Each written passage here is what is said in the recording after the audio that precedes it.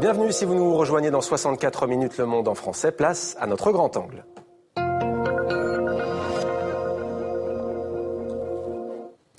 Il est considéré comme l'homme qui a ouvert la voie à la colonisation française de l'Afrique centrale. En 1905, l'explorateur Pierre Savorgnan de Brazza publia un rapport sulfureux. Il y critiquait vivement les méthodes coloniales et le traitement fait aux populations autochtones, non pas par bonté d'âme, mais plutôt par réalisme. Il estimait alors que ces exactions rendaient l'avenir incertain. Les autorités s'empressèrent d'enterrer cette bombe éditoriale. Elle ressort aujourd'hui avec nous pour en parler dans 64 minutes. Deux grands témoins. Catherine Cockry-Widrowicz, bienvenue à vous. Merci d'être avec nous. Vous êtes historienne. Vous avez rédigé la préface du rapport Brazza. C'est aux éditions du Passager clandestin. Avec nous également Patrick Farbias, conseiller politique, notamment d'Europe Écologie Les Verts, et surtout l'auteur de Désobéir au colonialisme, édition du Passager clandestin également. Vous avez rédigé, vous, la postface de ce même livre, le rapport Brazza. Catherine Cockry-Widrowicz, vous avez vous-même découvert ce rapport Brazza en 1965. Dites-nous dans quelles conditions. Eh bien, je commençais ma thèse d'État, qui était une espèce de grand chef-d'œuvre qu'on demandait à l'époque aux universitaires. J'ai manié quelques 30 ou 40 grands dossiers d'archives. Et par hasard, je suis tombée sur l'année 1905, sur ce rapport, dont j'ai compris l'intérêt tout de suite. J'en suis servi d'une source comme une autre. Je m'en suis servi, enfin, je l'ai photocopié. J'ai eu le réflexe de le faire photocopier. Je l'ai gardé pendant longtemps en me disant, il faudrait un jour le publier. Il faudra que j'ai le temps, parce que c'est vraiment, tout le monde le croyait disparu, détruit, falsifié, etc. Et quand Dominique Bellec du Passager clandestin est venu me voir il y a 2 ans en disant, est-ce que vous pensez que vous pourriez travailler sur ce rapport, je lui ai dit, vous tombez du ciel, parce que ça fait presque un demi-siècle que je publiais ce rapport, puisque j'étais pratiquement la seule à le connaître. Et encore en début des années 2000, la conservatrice en chef des archives nationales d'Aix-en-Provence m'a demandé la référence. C'est dire à quel point il restait méconnu. Alors, qui est l'auteur de ce rapport? Qui est Pierre Savorgnan de Brazza? Pierre Savorgnan de Brazza était un explorateur courageux, rêveur, et qui croyait absolument dans la richesse des eaux qu'il explorait. Il a été à l'origine de la colonisation française en Afrique équatoriale, ce qu'on a appelé l'Afrique équatoriale française, en faisant reconnaître par le Parlement un petit accord signé avec un chef local près de Brazzaville qui n'existait pas encore en 1882. En 1885, il a été envoyé pour prendre la tête de l'ensemble de ce qui va devenir le Congo, le Gabon et l'Oubangui-Chari, aujourd'hui la Centrafrique. Et en 1897, il est remercié parce qu'il s'oppose aux excès de la privatisation de l'exploitation du Congo. Il se retire et des abus éclatent énormément, ce qu'on appelait le caoutchouc rouge, ce qui ne s'appelait pas encore le Congo belge, qui appartenait au roi des Belges Léopold, caoutchouc rouge parce qu'il était fait au prix du sang des travailleurs. Et le gouvernement français a réussi à dissimuler complètement ce que Brazza a découvert avec ses 10 compagnons quand il a été envoyé en mission d'inspection en 1905. Il est resté 6 mois et il a fait un rapport terrible sur les exactions coloniales. Alors Patrick Farbias, comment réagit à ce moment-là le pouvoir colonial français ? Ce qui est complètement étonnant dans cette affaire, Catherine le sait mieux que moi, c'est que finalement le pouvoir colonial français envoie cette mission d'information parlementaire, cette mission d'enquête. Et ce qui est incroyable, c'est que quand cette mission d'enquête parlementaire revient, après la mort de Brazza, le rapport parlementaire, moi je travaille depuis 15 ans au Parlement, et j'ai jamais vu ça en fait, il disparaît. Il disparaît parce que finalement, sur demande expresse du ministère des colonies, du ministère des Affaires étrangères et d'une certaine façon du lobby du parti, ce qu'on appelait à l'époque le parti colonial. Et donc je crois que c'est une histoire incroyable, y compris dans l'histoire parlementaire française. On n'a jamais vu cela. Jamais vous pouvez aller à la bibliothèque de l'Assemblée nationale, vous trouvez tous les rapports parlementaires, sauf celui-là. Mais pourquoi ce silence, toutes tendances politiques confondues? Pourquoi des partis progressistes, par exemple, qui ont lutté contre le colonialisme, n'ont pas élevé la voix? Non, ça n'était pas un rapport parlementaire. Le Parlement a discuté pendant 3 jours et connaissait effectivement l'affaire. Mais l'ensemble des archives de Brazza est mort au retour à Dakar, l'ensemble des archives de la mission ont été remises au ministère des colonies. Et c'est le ministre des colonies qui a nommé une commission pour rédiger le rapport que Brazza ne pouvait pas rapporter. Ce rapport, qui est celui qui est publié et que j'ai annoté, ce rapport est relativement très honnête sur les abus. Il y a eu des 60 femmes enfermées dont on a retrouvé au bout d'un mois, comme elles n'étaient pas nourries, 45 étaient mortes avec leurs enfants. Il y a aussi ces chasses à l'homme, notamment dans l'Oubangui-Chari, en la Centrafrique et le Congo-Brazzaville actuel, sur ces chasses à l'homme. Ah oui, c'était terrible. Mais ce rapport a donc été rédigé.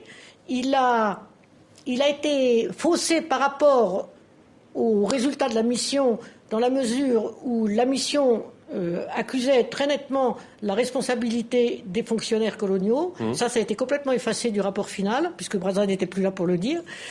Mais néanmoins, les ministères des colonies et des affaires étrangères ont trouvé que ce rapport restait incendiaire.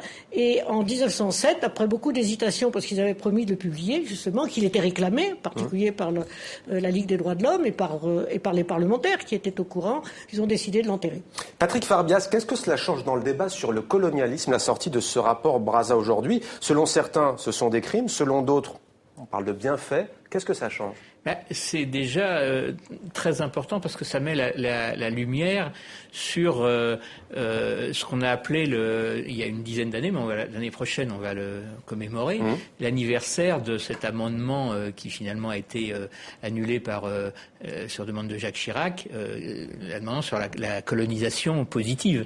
C'est-à-dire que finalement on s'aperçoit que les conséquences finalement de la colonisation ont été globalement plutôt négative pour en tout cas les peuples. Parce qu'il faut rappeler quand même que cette affaire se déroule aujourd'hui dans les pays qui sont aujourd'hui parmi les plus pauvres et qui sont comme le Congo-Brazzaville ou la Centrafrique l'objet de conflits récurrents. Depuis les indépendances, la France elle est intervenue 7 fois en Centrafrique. Mais c'est pas un hasard, c'est que ça s'inscrit dans une histoire coloniale qui a été, par exemple, après les compagnies concessionnaires qui ne voulaient absolument pas investir dans le rail, comme le rappelle Catherine Coquery-Widowicz. Eh bien, ce qui s'est passé après, c'est que à partir de 1921-30, on a construit un chemin de fer, sauf que là, il y a eu des dizaines de milliers de gens qui sont morts en le construisant. À Congo-Océan, c'est 20 000 morts. Oui, voilà. C'est quand même énorme, quoi. Et tout ça, il faut voir qu'il y a eu quand même des générations entières de gens qui ont été sacrifiés dans ces années. Ça a duré jusque quand? Au moins jusqu'à la Deuxième Guerre mondiale. Disons que c'est la région, et en particulier justement ce qui est intéressant pour ce qui se passe aujourd'hui, comme vous le disiez à l'instant, en particulier dans l'ouest de la Centrafrique. C'est une zone qui a été particulièrement mal contrôlée, effectivement, par l'administration, où se sont trouvés de jeunes administrateurs mauvais, qui ont eu le vertige du pouvoir et qui ont commis eux-mêmes un certain nombre d'abus tout à fait scandaleux. Et ceci a commencé dans les années 1890-96 et s'est poursuivi, en tous les cas jusqu'à la fin des années 20, puisque c'est là qu'André Gide a décrit des scandales à nouveau en 1927, quand il a écrit Retour du Congo, Voyage au Congo. Et la Deuxième Guerre mondiale arrivant, la fonction publique, enfin les administrateurs, et c'est ça qui est remarquable dans ce rapport, font dès 1905 une analyse tout à fait juste de ce qu'il faudrait faire. Ouais. Mais il n'y a pas les moyens, il n'y a pas d'autorité, et on couvre les administrateurs en place, si bien que rien n'est fait. Alors, tiens, d'ailleurs, une question qui me vient à l'esprit là à l'instant. Est-ce que vous savez si c'est enseigné, cette histoire-là, du rapport Brazza, dans les écoles, à Brazzaville, justement, capitale du Congo? Jusqu'à présent, on ne le connaissait pas. Moi, Ouais. je suis très contente que le rapport soit publié et que j'ai pu faire une préface expliquant véritablement comment ça s'est passé et pourquoi on l'a étouffé. Parce que tout le monde pensait qu'il avait disparu et on pensait en plus qu'il avait été, comme Brazza était mort, qu'il avait été truandé, que c'était pas un rapport qui valait crédible, la peine ouais. d'être recherché. Ce qui est faux. Ce rapport est tout à fait intéressant. Et est-ce que ça ne démontre pas aussi, question que je pose à tous les deux, est-ce que ça ne démontre pas, contrairement aux idées reçues, que le colonialisme français n'était pas moins violent, comme on l'entend parfois, que le colonialisme belge au Congo, justement? De mon point de vue, en tout cas, ça le démontre. C'est-à-dire que c'est pareil. D'ailleurs, quand ce rapport est écrit, il faut savoir dans quel contexte. Il est écrit parce que il y a une campagne de presse internationale soutenue par l'État britannique contre le colonialisme belge, mais également contre le colonialisme français. Et le colonialisme français, qui à ce moment-là des vues sur l'État du Congo, l'indépendant du Congo, veut finalement se couvrir lui-même par rapport à cette campagne de presse qui dénonce des exactions dans les deux États. Et vous évoquez caoutchouc rouge. Est-ce qu'aujourd'hui, ce caoutchouc rouge n'est pas remplacé? Vous disiez, aujourd'hui encore, il y a des conséquences de ce pan de l'histoire sombre de la France en Afrique, avec le coltan, par exemple, dans la région des Grands Lacs, en RDC. Oui, mais même à Brazzaville, si on parle que de Brazzaville, du Congo-Brazzaville, il y a la question du pétrole qui a été à l'origine, entre autres, de la guerre civile il y a une quinzaine d'années, parce que c'était un problème de répartition.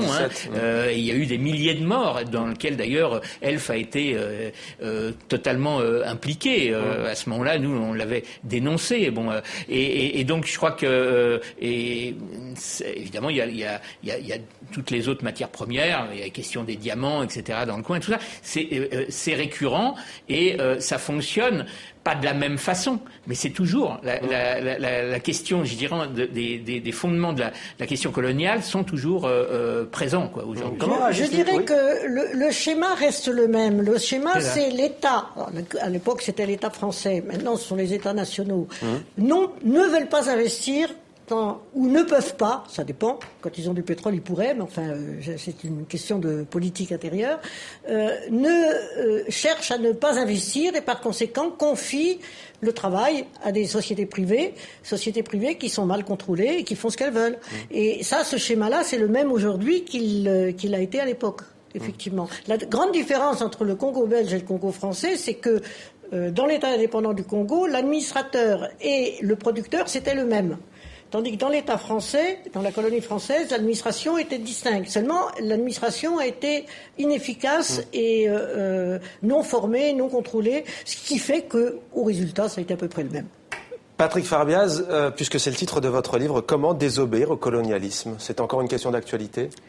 C'est totalement une question d'actualité parce que moi je considère, et mon association Sortir du colonialisme qui anime la semaine anticoloniale depuis une dizaine d'années, considère qu'il y a une continuité de l'ordre colonial. C'est d'ailleurs ce qu'on vient d'expliquer. C'est-à-dire que de 1492, avec la découverte, entre guillemets, de l'Amérique par Christophe Colomb, jusqu'à aujourd'hui, le colonialisme a pris des formes tout à fait différentes. D'abord, ça a été l'esclavage, le commerce triangulaire, avant d'ailleurs le génocide des Indiens, etc. Ensuite, les empires coloniaux au XIXe siècle pour la deuxième mondialisation, puis après la troisième mondialisation qu'on est en train de vivre d'une certaine façon. Merci. C'est ce qu'on appelle nous le nouvel ordre colonial. C'est-à-dire qu'il y a des colonies encore classiques comme la Palestine, le Sahara, etc. Mais il y a des néo-colonies, ce qu'on appelle la France-Afrique par exemple. Et puis il y a d'autres formes nouvelles comme l'accaparement des terres. C'est des millions d'hectares à travers le monde, dont pas mal en Afrique. C'est le brevetage du vivant. C'est d'autres formes qui font que aujourd'hui, on peut parler d'un nouvel ordre colonial. Enfin, nous, c'est comme ça qu'on le caractérise. Merci beaucoup à vous, Patrick Farbiaz. Désobéir au colonialisme, c'est le titre de votre ouvrage. Merci à vous pour le rapport Brazza, Catherine Cockry-Vidrovitch. Merci à tous les deux d'avoir témoigné dans 64 minutes sur TV5 Monde.